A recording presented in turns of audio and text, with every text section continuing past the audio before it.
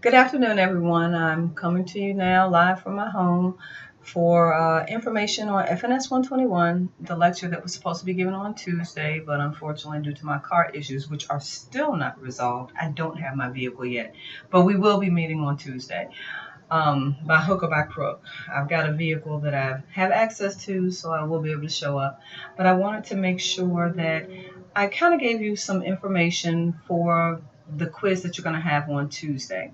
We're moving into the skeletal system, which is a very comprehensive section. So what I plan to do is to break it up into two sections where we look at first the cranium, and I go over the bones of the cranium in this particular video. And then I'm going to come back with the rest of the bones of the axial skeleton and into the appendicular skeleton.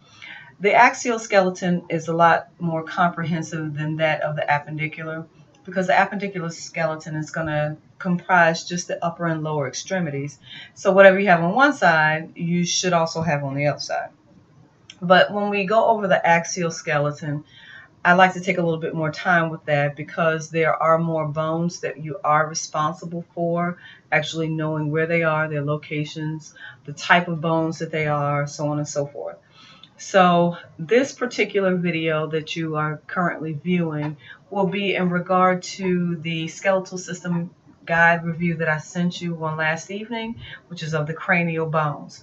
So if you have your textbook, if you have your notebook to take any notes down, I would definitely and highly suggest that you do that. Just listening to me over and over might not do it, because when you write things down after you've heard them, it commits it to memory. So please make sure that you have the guide that I sent, as well as your text as a reference, and a notebook to take any notes for anything additional that I might say that's not on the sheet. All right, so let's begin. If you see me looking off to the left or to the right, it's because I am also looking at the review guide as I go. Also, before I really get started, let me just reiterate a couple of things that you need to know in regard to the assessment that you were supposed to have on Tuesday.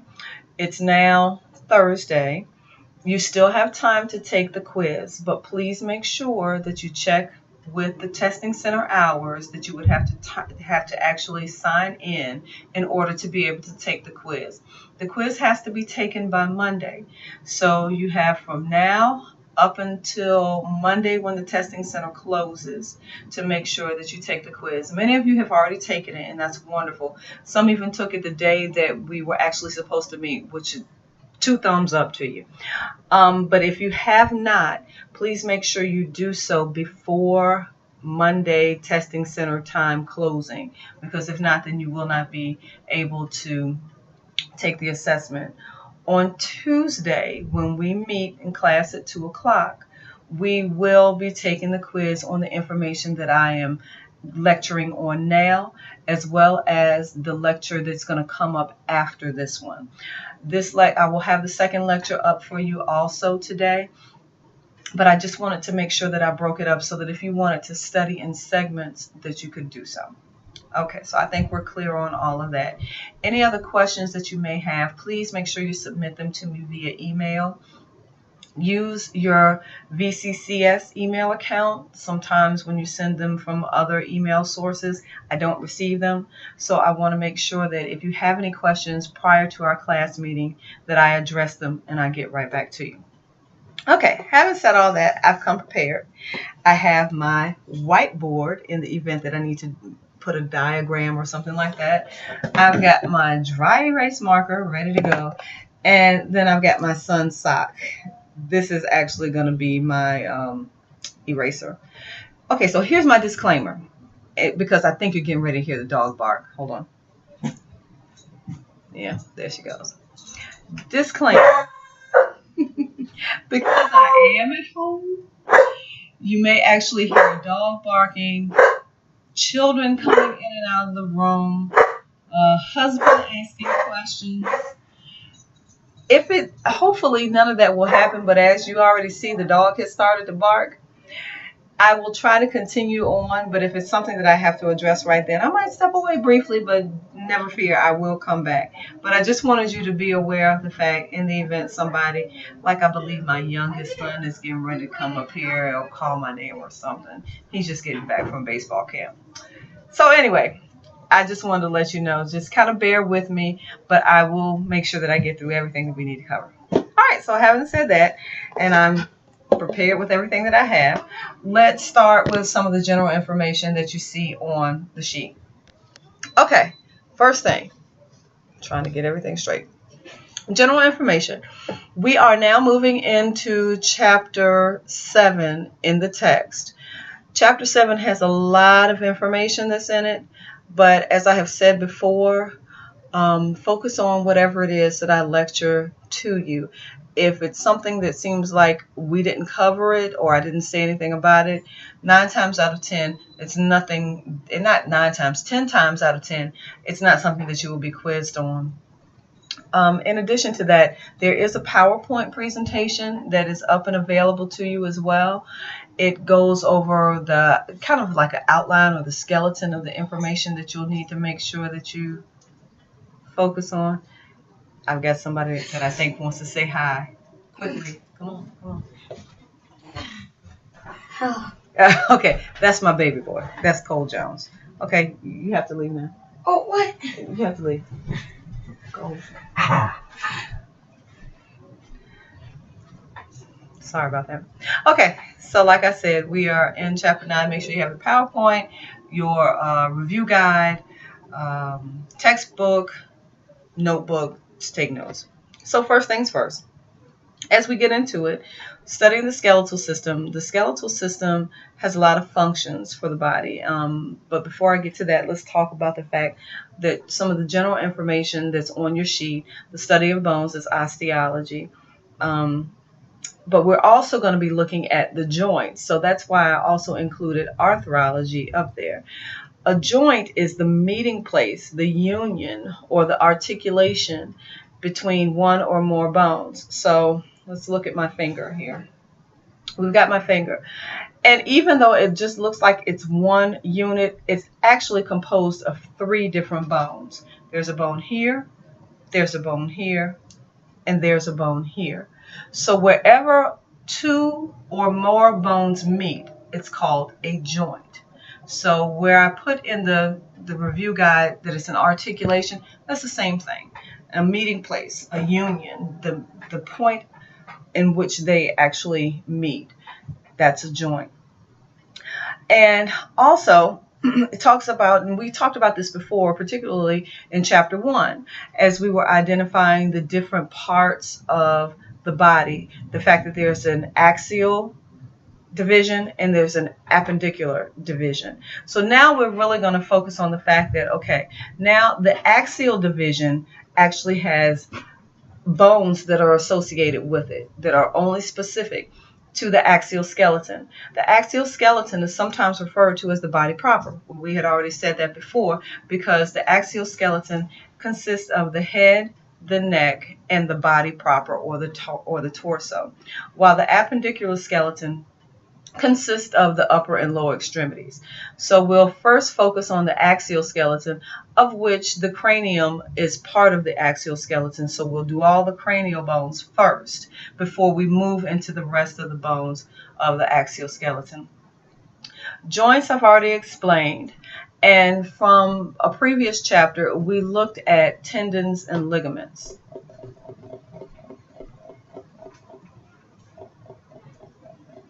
Sorry about that. Tendons and ligaments. I didn't put the aponeurosis up there yet because that is more so for chapter 9, and we'll talk a lot more about the aponeurosis there when we get into the muscles, because we know that aponeurosis connect muscle to muscle. But to go back to what we have on the sheet, tendons attach muscle to bone. Perfect example, and I think I said something to the class about this.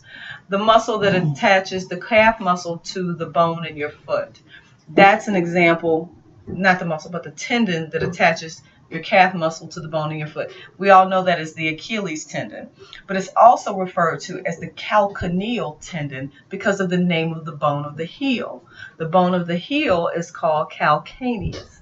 So tendons will attach a muscle to a bone, while ligaments will attach a bone to a bone. Now, whenever you have some type of injury, it's a lot more complicated, or it can be more complicated when ligaments are involved, because you can imagine ligaments have the job of stabilizing two bones. So if one of them should tear, then that means both bones have the ability to give way, while typically tendons may attach a bone to a muscle. So as opposed to having more than one bone being able to be shifted, you just have that one bone that the tendon would be attached to that has the ability to shift. Okay, moving on. Basic functions of our skeleton. And the first three that are listed there, you can kind of group them together. The support, the protection, and the movement.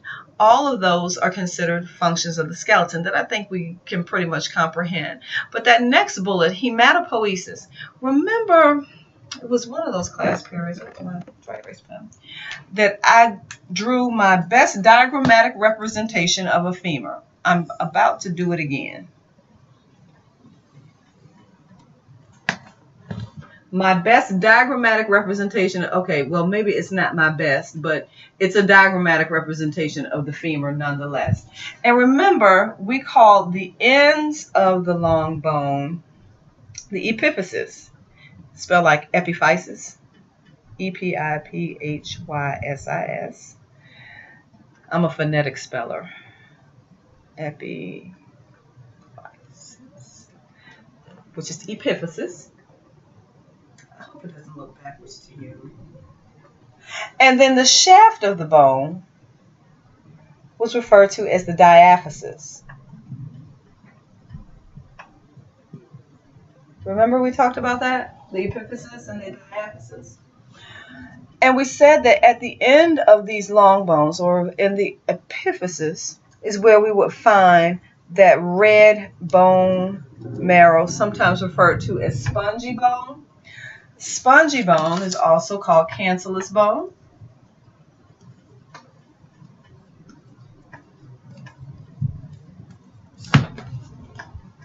Spongy bone at the epiphysis. The synonym is cancellous. C-A-N-C-E-L-L-O-U-S. Cancellous bone, spongy bone, they're the same thing.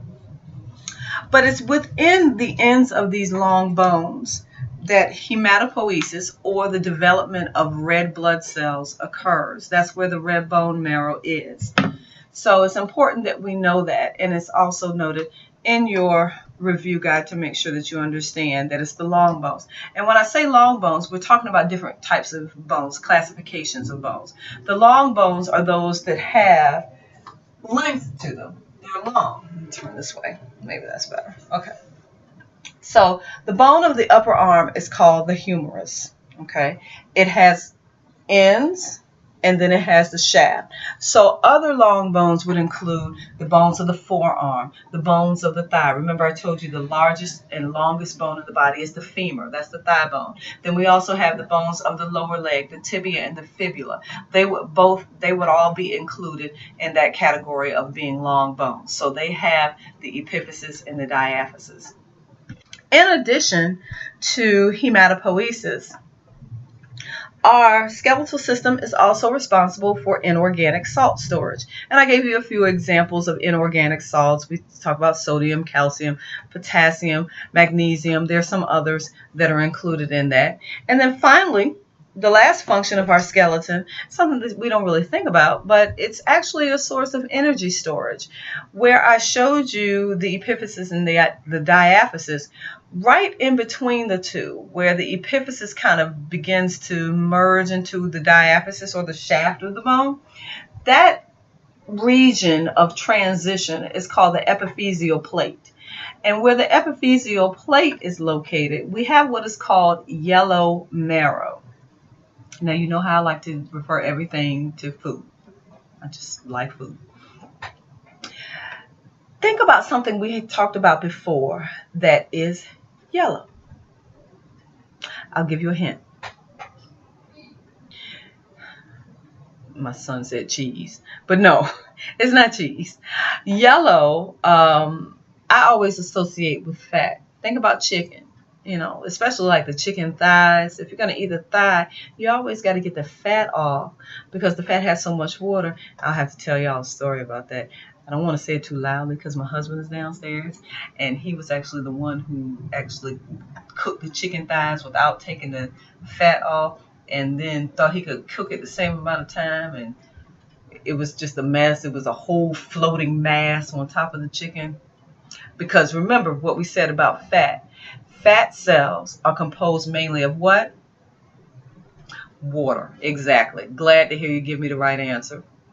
And so because all that water is inside of the cell, just like what we talked about as far as the secondary dilution and how the adipose tissue, because it has so much water in it, could potentially dilute our embalming solution, same rules apply.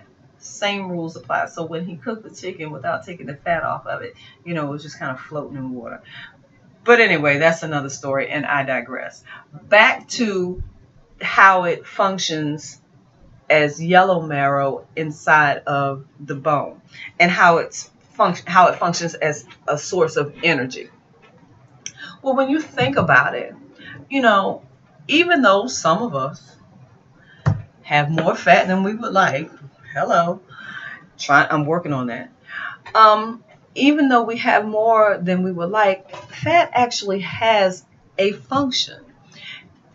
It stores energy for us. I mean, you think about these people that are stranded places for days on end with no food and very little water.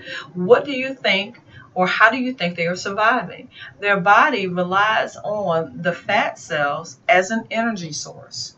So that is how our skeletal system also functions as well.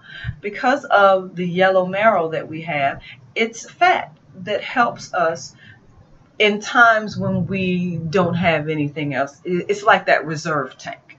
Okay. So going back over that, support, movement, protection, hematopoiesis, which is the development or the creation of red blood cells. And then we have inorganic salt storage as well as, inorganic salt storage as well as energy storage. Moving on. All right, so a few minutes ago, I was saying something about classifications of bones and the fact that hematopoiesis occurs in long bones, where there are other bones that are not considered long. I gave you an example of long bones earlier, as you can also see on your sheet. Short bones. The two examples I give you are calcaneus and talus. Calcaneus is a short bone. Let me see if I can make my best diagrammatic representation. All right.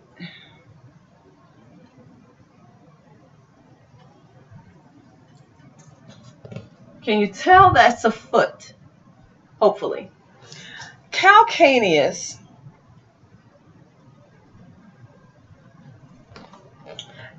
is that bone right there on your heel. And sometimes if you've ever walked on your heels, so to speak, as opposed to on your toes, when you walk on your heels, you're actually walking on calcaneus.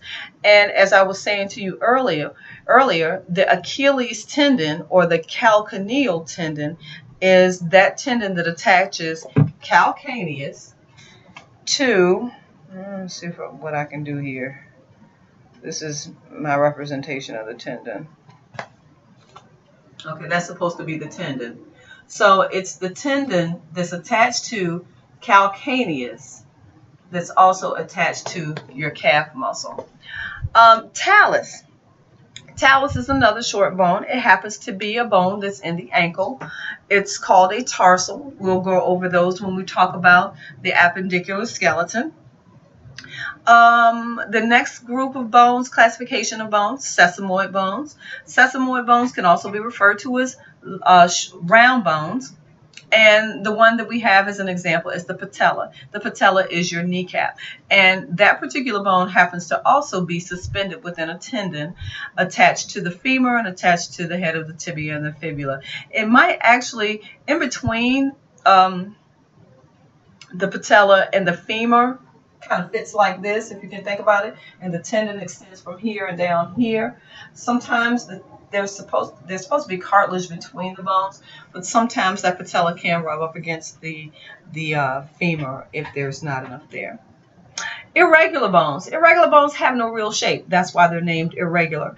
And examples that are given are the vertebrae. Those are the bones that make up the bones that surround your spine, as well as I think I listed the temporal bone. The temporal bones, whenever you get a headache and you rub right here, it happens to be a cranial bone, and most of the cranial bones are considered flat bones, but because of the shape of the temporal bone, it's classified as being irregular. And then we have flat bones. Flat bones are, as they say, flat. Many of the cranial bones are considered flat bones. I think I've listed the frontal bone, which is the bone of the forehead, as well as the clavicle. Your clavicle is also referred to as your collarbone, and then the sternum, sometimes referred to as your breastbone, that helps to protect your heart. Those are all considered flat bones.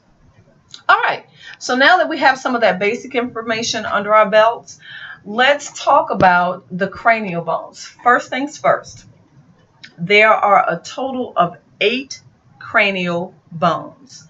There are 6 cranial bones that influence surface form, okay? But there are a total of 8 cranial bones because there are some that are actually interior. The cranial bones are responsible for, obviously, encompassing and protecting and enclosing the cranial cavity, which has the brain in it. Now, the thing about cranial bones is when we're born, they are not the size that they are going to be once we get into an adulthood.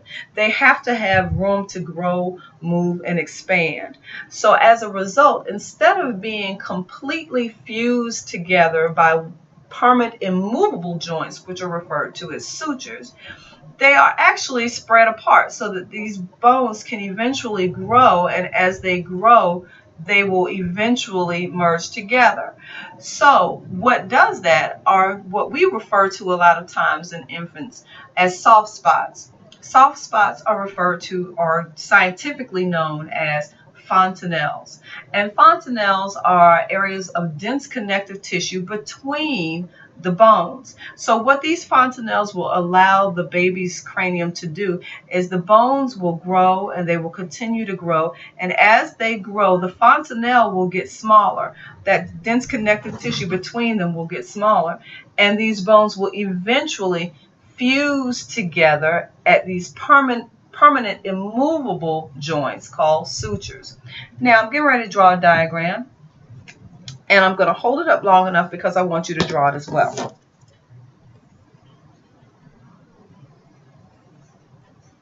It's going to look kind of like an Easter egg, but it's really not.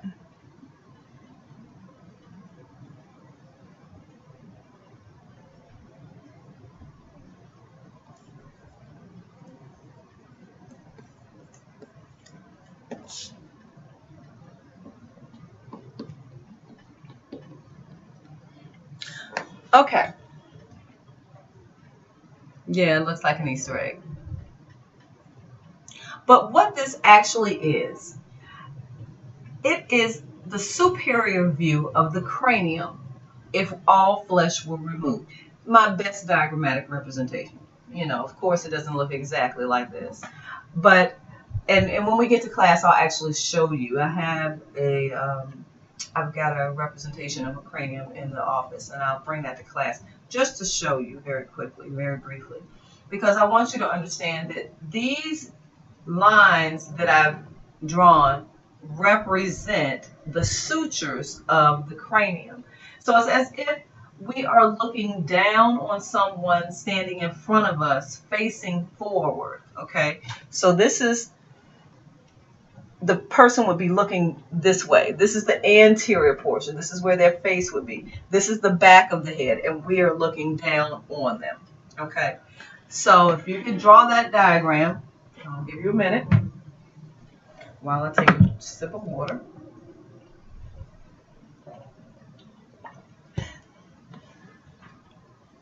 And we'll move forward. Okay, so over a period of time, as I stated, these fontanelles will gradually get smaller and these bones will fuse together. And typically, ironically enough, that process does not actually complete itself until somewhere between 21 and 25 years of age, between like 19 and 25 years of age, I want to say. So even as you are getting into young adulthood, you think about it, you know, your brain actually is still kind of growing. Those and I'm not saying it's growing at an alarming rate, but those bones have not completely fused because it's allowing you to mature, so to speak. So once they finally fuse, it's somewhere between the ages of 19 and 25. That's a little psychology for you on the side. Y'all can pay me for that later. Okay, so let's continue on.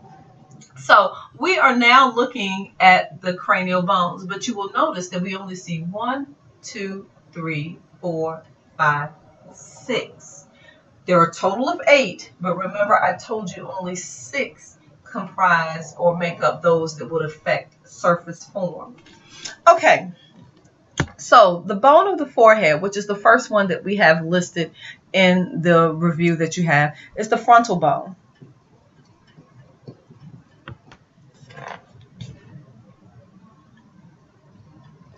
The frontal bone is the anterior bone and actually spans from about right here all the way back to maybe right here where your hairline begins, maybe just a little bit beyond that. Okay? And our cranial bones, or some of our cranial bones, well actually, yeah, some of our cranial bones contain sinuses.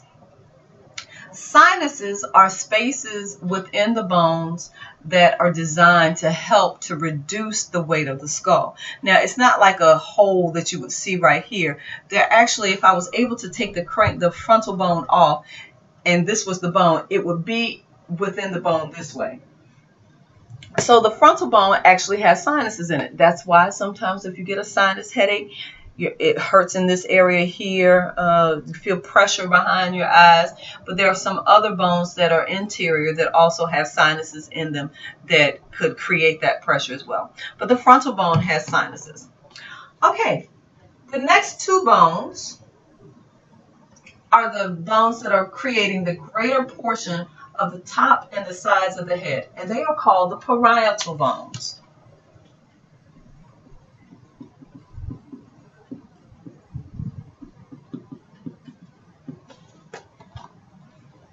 Okay. The parietal bones, as you'll see in the review sheet, they have what are called parietal eminences. An eminence is a raised area. So the parietal eminences actually create the widest part of the cranium. So typically, especially, you can really see it on persons that have very close haircuts because the parietal eminences sit right about right here. Sometimes they look like little knobs. When my guys get their haircut real close, you can really see their parietal eminences. In fact, my oldest boy, when he was in I think he was still in daycare or something like that, he was riding on, you know, those tires that spin around that are on a chain. Well, he was on that. Somebody was spinning it really fast, and somehow he was, you know, tossed from it, and he ended up hitting one of the metal poles. I know that's not funny, and he was okay, but it hit him right on the parietal eminence, which was already very prominent on his head anyway. And I mean, literally, the goose egg just swelled up to be about the size of a golf ball. But anyway, I digress once again. So the parietal bones, as I said, have the parietal eminences, which are responsible, well, not responsible, but they create the widest part of the cranium. Okay, the next two bones that are inferior to the parietal bones are the temporal bones.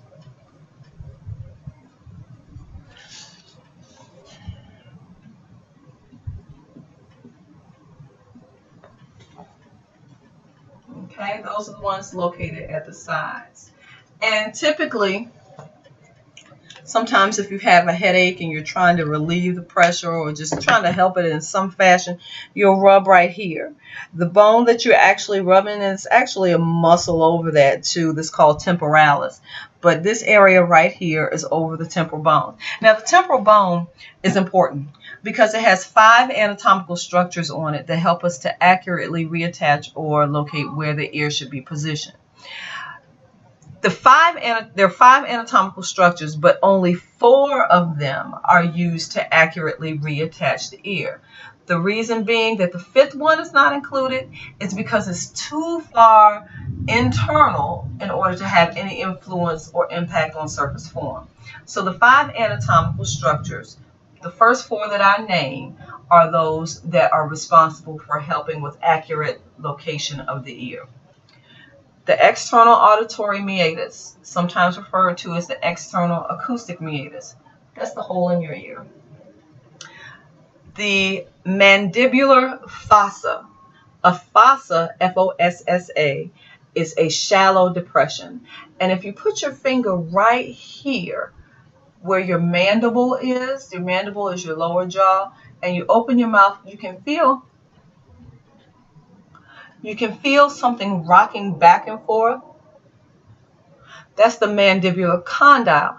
Well, the area that condyle is rocking back and forth in is the mandibular fossa. The fossa is the shallow depression. So we have the external auditory meatus, the mandibular fossa. We also have what's called the zygomatic process of the temporal bone, or the zygomatic arch. That's the 3rd anatomical structure. That particular process, a process is a projection. A process is a projection. It doesn't have to be a pointed projection. It doesn't have to be a real big projection. It's just a projection. So the zygomatic process of the temporal bone, also referred to as the zygomatic arch, creates the widest part of the face. That's the 3rd anatomical structure. And then finally, the 4th anatomical structure used for accurately reattaching or locating the ear is what's called the mastoid process. Remember, a process is a projection. The mastoid process is located right here. You see this is a muscle right here. Hopefully you can see it. I'm trying to make sure you can. Yep, this is a muscle. It starts here, goes all the way up here, and then you can feel that part of the temporal bone right there. That is the mastoid process. The mastoid process actually is attached to a muscle that we use to help us locate the carotid arteries. And this muscle, when we get to chapter 9, is called the sternocleidomastoid. And it actually inserts at the mastoid process of the temporal bone. Those are the 4. External auditory meatus, mandibular fossa, zygomatic arch or zygomatic process of the temporal bone, creating the widest part of the face, and the mastoid process. The 5th anatomical structure that's not used is the styloid process. And if you look in your textbook, or if you look at the PowerPoint presentation that I think I've posted, if I haven't, I know it's definitely in the textbook, you will notice that the styloid process is a very pointed projection, but it's so far interior that we cannot use it as one of the structures in order to help us accurately reattach or locate the ear. Okay, temporal bone, done. Okay, then we have the occipital bone. The occipital bone creates the back of the head, and it also spans the posterior floor. But more importantly, the occipital bone has what's called the foramen magnum, which literally translates to big hole. A foramen is a hole. And I'm going to put up some words that you need to make sure that you know. A foramen is a hole. As I already told you, a process is a projection. A fossa is a shallow depression.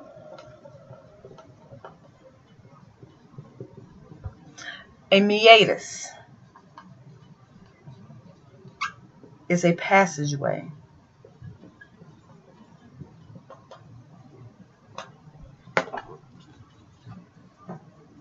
Foramen, F-O-R-M-A-N, is a hole. A process is a projection. A fossa, shallow depression. And a meatus is a passageway. I'll give you a second.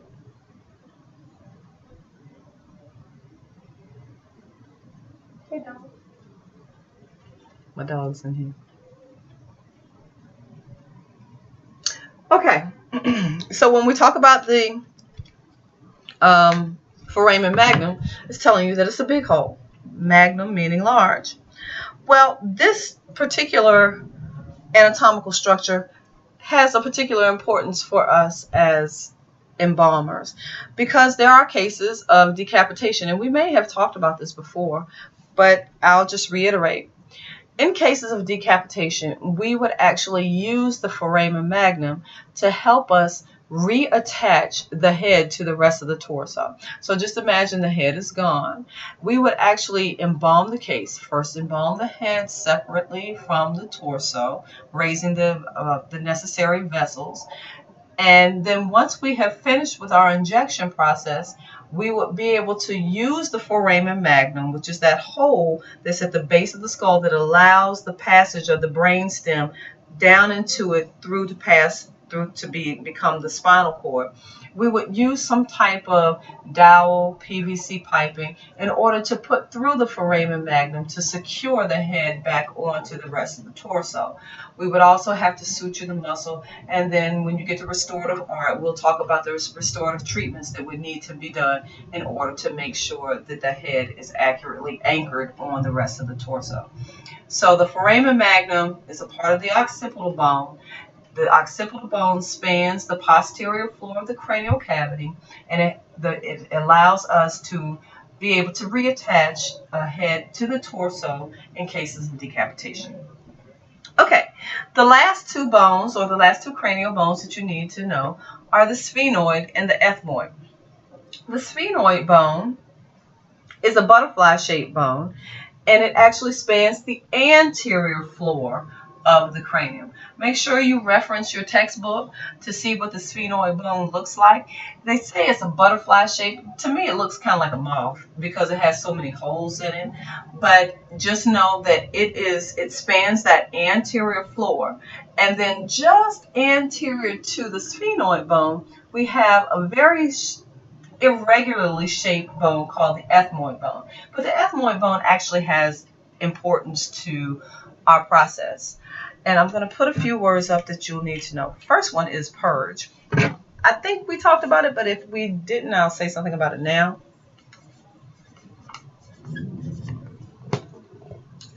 Purge, P-U-R-G. And basically, it's what it sounds like, something from inside coming out. And purge comes in different consistencies. It can be solid, it can be semi-solid, it can be liquid.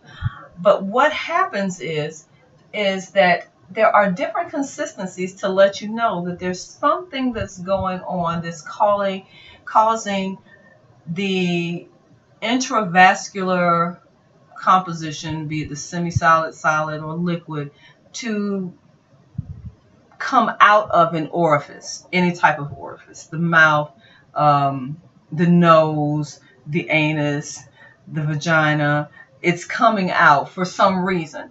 So there's some type of either microbial activity, decomposition that's going on. So it's very important to understand this concept, and you will hear me reiterate this often.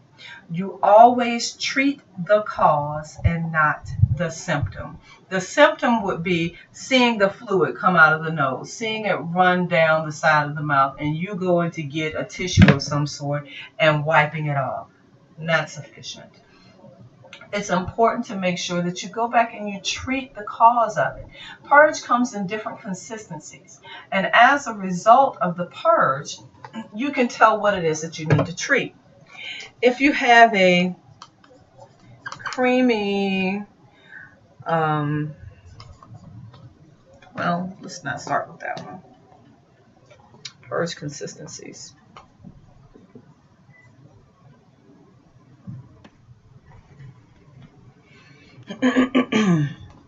If you have a kind of a frothy,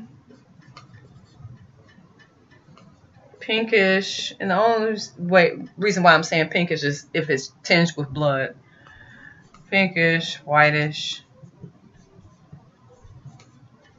It's indicating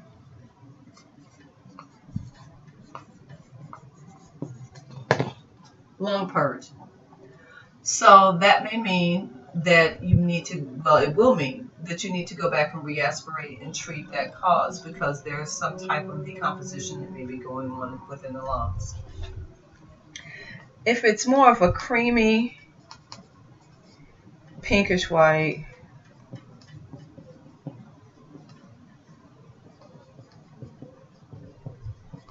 consistency, that's brain purge.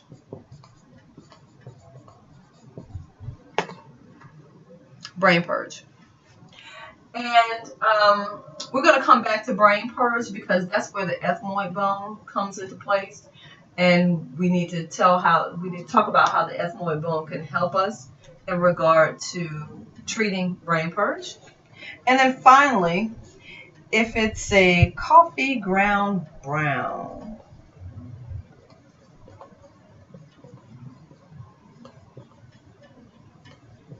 and malodorous, meaning it smells bad.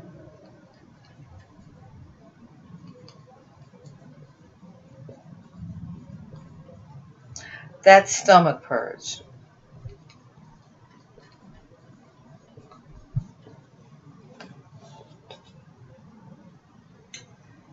In any event, like I said, you always make sure that you go back and you treat the cause, not the symptom. Because if you are just wiping the purge away and without treating what's wrong, then it's just going to come back. You may have to go back and re-aspirate, introduce more cavity fluid into that area in order to retard any further decomposition, but it's never satisfactory to just treat the cause without treating the symptom. So that takes us back to the ethmoid bone. In cases where we have brain purge, something coming out of the nose or even out of the mouth potentially, and we recognize the fact that something's going on in that cranial cavity, we can actually use the ethmoid bone to help us. The ethmoid bone has what's called the cribriform plate, and when you look in your text, you'll be able to see that it's perforated. The ethmoid bone has little holes in it, so it can very easily be pierced. It actually lies just posterior to our nasal cavity, which is a good thing because then we can introduce a needle and syringe into the nasal cavity and pierce that cribriform plate of the ethmoid bone to allow us to enter the cranial cavity. Once we have entered that cranial cavity, we can literally aspirate or pull that fluid, pull that semi-solid, or pull that semi-fluid type purge off of or out of that cranial cavity. We can aspirate as much of it as we can just by piercing the cribriform plate of that ethmoid bone. Once we have done that, we're not finished there, because yes, you've gotten as much of that out as you can, but you haven't treated it. So then we can go back after we have taken our needle syringe and made sure that we've cleaned it out, we can introduce cavity fluid, that astringent fluid that we've talked about before, back into that cranial cavity to retard any further decomposition. And then after that, we would make sure that we still took further precautions in packing that nose. We talked about hemostats before, or you can pack it with the hemostats, or the scissors that have the clamp on the end. You can hold them together. You can actually take absorbent cotton and pack it into that nasal cavity, and you can pack it with some with a bit of fluid on it if need be, just to make sure that you try to arrest any further decomposition. So that's the importance of that ethmoid bone. It allows us to gain entrance into that cranial cavity. Okay, one last thing, and then we will be off of the cranial bones. When I drew that picture of us looking down at the cranium, I indicated where the bones were, but neglected to tell you the names of the sutures. So now I'll do that. Okay. Once again, I'll just give you an idea. This is the frontal bone. You should already have the diagram that shows you where the rest of the bones are. The suture that is at the posterior region of the frontal bone, but the anterior region of the parietal bones, is called the coronal.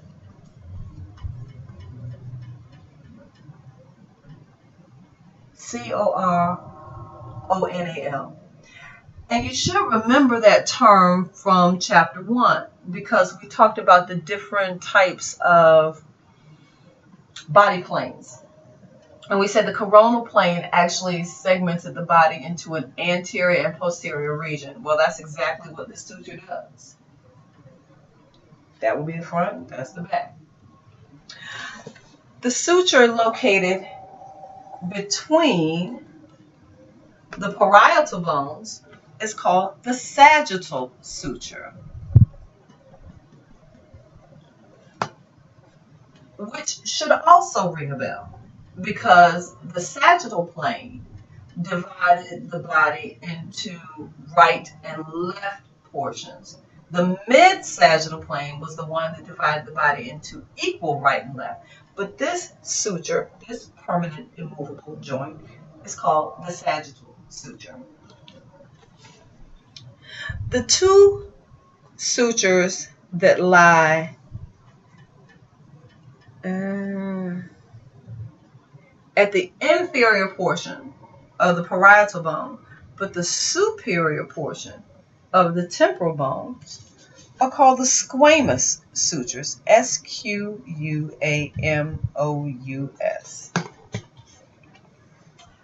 So that's the suture here and the suture here, squamous sutures. And then finally, the suture that separates the parietal bones from the occipital bone is at the most superior portion of the occipital bone and the most inferior portion of the parietal bones. Is called the lambdoid, L-A-M-B-D-O-I-D.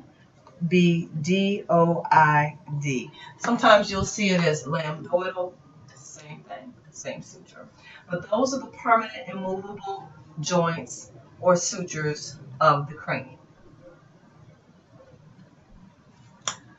Well, part 1 done. If you have any questions about anything that was presented in this particular video, please send me an email. And when you do, just indicate that it's in regard to lecture 1, so that I'll kind of have an idea as to what I need to reference to help you with your studies. All right, so look forward to lecture 2 coming up and coming at you very soon. I'm also going to try to post a a review sheet for that one as well. And I hope you have a good evening and rest of the week. And questions, send them to me. Have a good one.